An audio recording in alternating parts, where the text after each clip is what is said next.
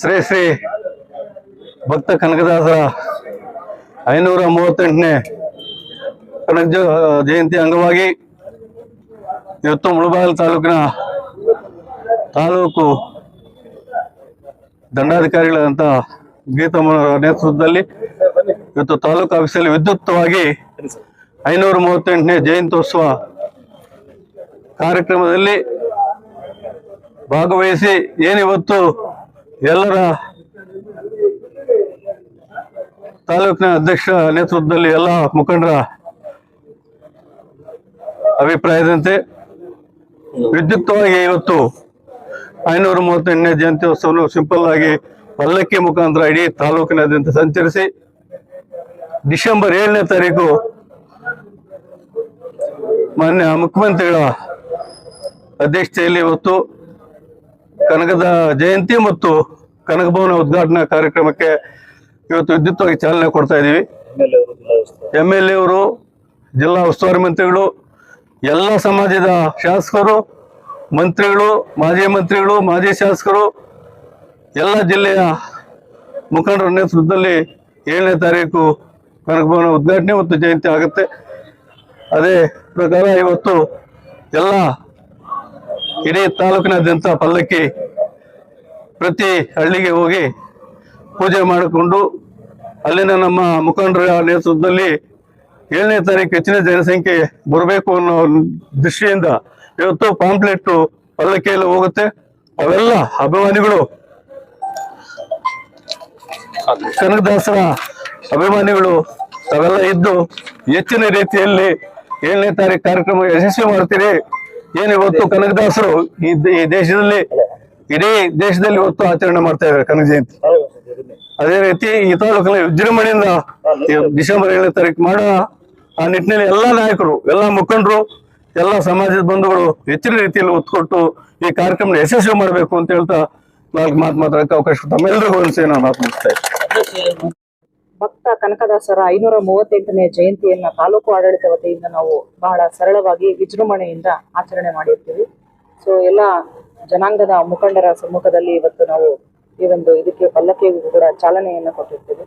ಭಕ್ತ ಕನಕದಾಸರು ತಮ್ಮ ಕೀರ್ತನೆಗಳ ಮುಖಾಂತರ ಸಮಾಜದಲ್ಲಿ ಇರ್ತಕ್ಕಂಥ ಎಲ್ಲ ಅಂಧಕಾರಗಳನ್ನ, ಮೂಢನಂಬಿಕೆಗಳನ್ನ ಮತ್ತೆ ಜಾತಿ ಪದ್ಧತಿಯನ್ನ ತಮ್ಮ ಕೀರ್ತನೆಗಳ ಮುಖಾಂತರ ಅವರು ಜನರಲ್ಲಿ ಅದನ್ನ ಜಾಗೃತಿಯನ್ನ ಮೂಡಿಸಿದ್ದಾರೆ.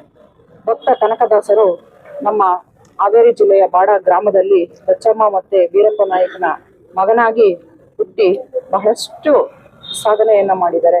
ಅವರ ಕೀರ್ತನೆಗಳ ಮುಖಾಂತರ ಜಗತ್ ಪ್ರಸಿದ್ಧಿಯಾಗಿದ್ದಾರೆ. ಜನರನ್ನ ಮೆಚ್ಚುವಂತ ಕೆಲಸಗಳನ್ನ ಕೂಡ ಅವರು ಮಾಡಿದ್ದಾರೆ. ಸೊ ಉಡುಪಿಯ ಕನಕನ ಕಿಂಡಿ ಇವತ್ತು ಅವರ ಒಂದು ಭಕ್ತಿಗೆ ಮಹತ್ವವಾದಂತ ದ್ಯೋತಕ ಅಂದ್ರೆ ತಪ್ಪಾಗ್ಲಾರ್ದು ಅಂತ ಕನಕದಾಸರ ಜಯಂತಿಯನ್ನು ನಾವು ಇವತ್ತು ಸರಳವಾಗಿ ಆಚರಣೆ ಮಾಡೋದ್ರ ಮುಖಾಂತರ ಅವರ ಆದರ್ಶಗಳನ್ನ ನಾವು ಸಮಾಜಕ್ಕೆ ಸಾರ್ತಾ ಇದ್ದೀವಿ. ಸೊ ಎಲ್ಲರಿಗೂ ಕೂಡ ನಾನು ವಂದಿಸ್ತಾ ನನ್ನ ಮಾತನ್ನ ಮುಗಿಸ್ತೇನೆ. ಕನಕದಾಸರಿಗೆ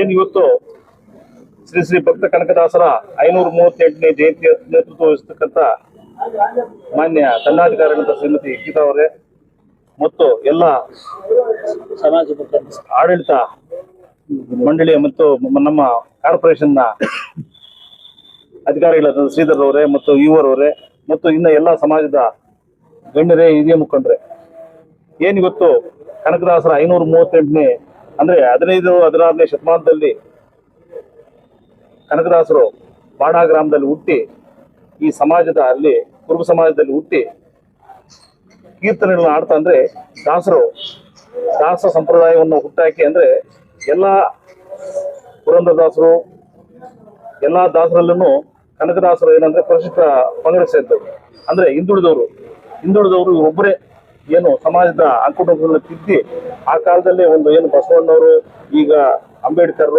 ಮತ್ತೆ ಎಲ್ಲಾ ಇವರ ಸಮಾಜವನ್ನ ತಿದ್ದಿ ಸಮಾಜವಾದ ಒಂದು ಇದನ್ನ ಅವರು ಕೀರ್ತನೆಗಳ ಮುಖಾಂತರ ಸಮಾಜವನ್ನು ತಿದ್ದಿದಂತಹ ಮಹಾನ್ ವ್ಯಕ್ತಿಗಳು. ಅವರ ಒಂದು ಜಯಂತಿಯನ್ನ ನಾವು ಬಹಳ ವಿಜೃಂಭಣೆಯಿಂದ ವರ್ಷ ಆಚರಿಸ್ತಾ ಇದ್ದೇವೆ.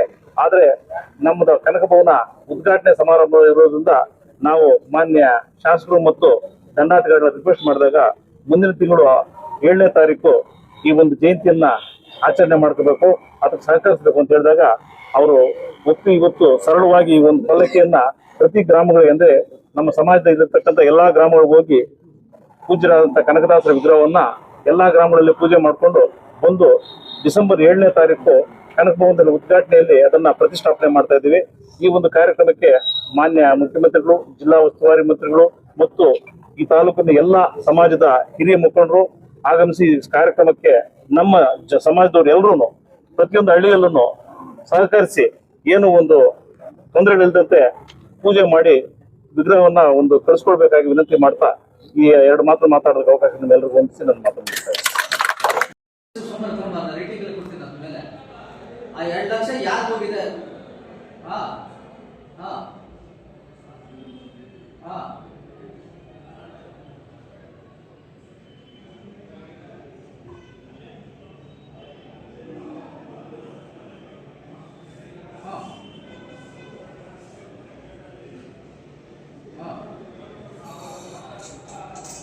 ಎಲ್ಲ ಸೇರ್ಕೊಂಡು ಬನ್ನಿ ಸರ್.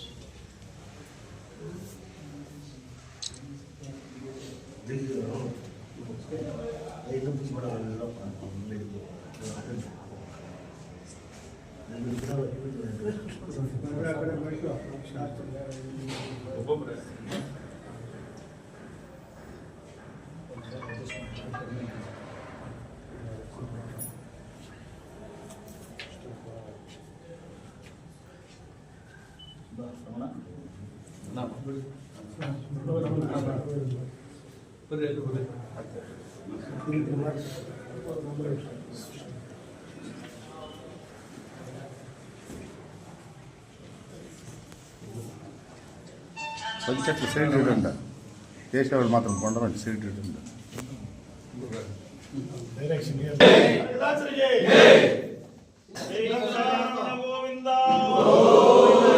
కనకదాసర పాదారవింద గోవింద జై బలో కనకదాసరికి జై బలో కనకదాసరికి జై బలో సంగండి రాయಣ್ಣನಿಗೆ జై బలో అహల్యాబాయి హోల్కర్ ಅವರಿಗೆ జై నమః పార్వతీ పతే